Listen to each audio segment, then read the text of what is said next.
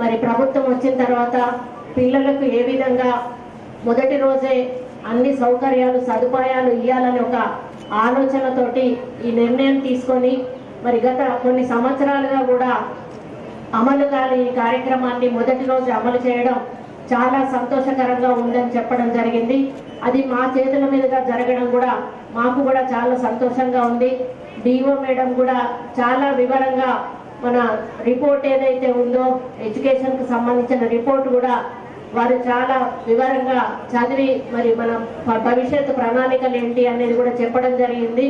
మరి ప్రభుత్వ పాఠశాలలో అంటే ఒక చిన్న చూపు ఉంటుంది, కానీ ప్రభుత్వ పాఠశాలల నుంచి చాలా మంది చాలా ఎత్తుకు ఎదిగినటువంటి వాళ్ళు ఉన్నారు. మన గవర్నమెంట్ స్కూల్లో కూడా ఇప్పుడు చెప్పారు, చాలా మంది మంచి ర్యాంక్స్ తెచ్చుకున్నారు, మరి అక్కడ సెంట్రల్ మినిస్టర్ దగ్గర కూడా తీసుకున్నారు అని చెప్పినటువంటి సందర్భం ఉంది. కాబట్టి టీచర్స్ అనే వాళ్ళు ఇప్పుడు అన్న చెప్పినట్టుగా నర్సిరెడ్డి వీళ్ళందరూ కూడా ఎన్నో పరీక్షలు రాసి వాళ్ళు అవన్నీ కూడా పాస్ అయ్యి ఇంటర్వ్యూస్ అన్ని అటెండ్ అయ్యి వాళ్ళు ఒక సెలెక్టెడ్ పీపుల్ మాత్రమే ఇక్కడికి అర్హత ఉన్న వాళ్ళు మాత్రమే టీచర్స్ గా వస్తారు.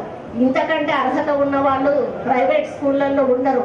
కాబట్టి మనం ఈ ప్రభుత్వ పాఠశాలల్లో మన పిల్లల్ని చేర్పించి ఆ టీచర్స్ చెప్పిన విద్యను మరి సరిగా విని అది నేర్చుకొని మీరు పిల్లలకు మళ్ళీ ట్యూషన్స్ కూడా లేకుండా ఇళ్లలో వాళ్ళు చదువుకొని మంచి ర్యాంకులు తెచ్చుకునేటువంటి అవకాశం ఉంటుంది.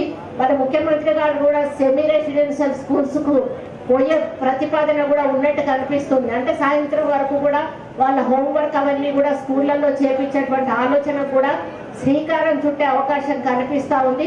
అది చేస్తే ఇంకా మన పిల్లలకు చాలా ఉపయోగపడేటువంటి అవకాశం ఉంటుంది. వాళ్ళ ఆరోగ్యాన్ని పరిరక్షించాలని వాళ్ళకు విజ్ఞప్తి చేస్తూ డిపార్ట్మెంట్ వాళ్ళు కూడా దాని మీద దృష్టి సారించి మరి పిల్లలకు మంచి భోజనం అందించే విధంగా వాళ్ళు కూడా సహకరించాలని కోరుకుంటూ మరి మీ అందరికీ కూడా ఈరోజు స్కూల్ ఓపెన్ అవుతున్న సందర్భంలో శుభాకాంక్షలు తెలియజేస్తూ మీరందరూ కూడా బాగా కష్టపడి చదివి మరి మీ అమ్మా నాన్నలు కోరుకున్న విధంగా మీ భవిష్యత్తును తీర్చిదిద్దుకోవాలని కోరుకుంటూ మీ అందరికీ కూడా ధన్యవాదాలు తెలియజేసుకుంటూ తెలియజేసుకుంటాను.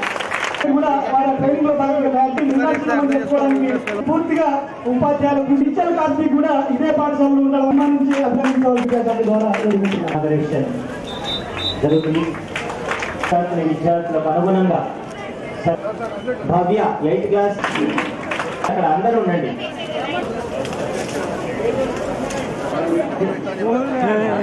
8th క్లాస్ దేవుడు చల్లని వారి కళ్ళకపట మీద శ్రీమతి కొండ సురేఖ మేడం గారు పర్యావరణ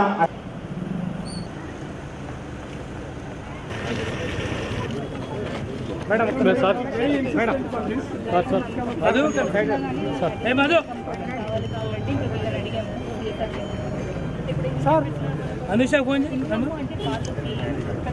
ఇది ఫ్రీ పర్పస్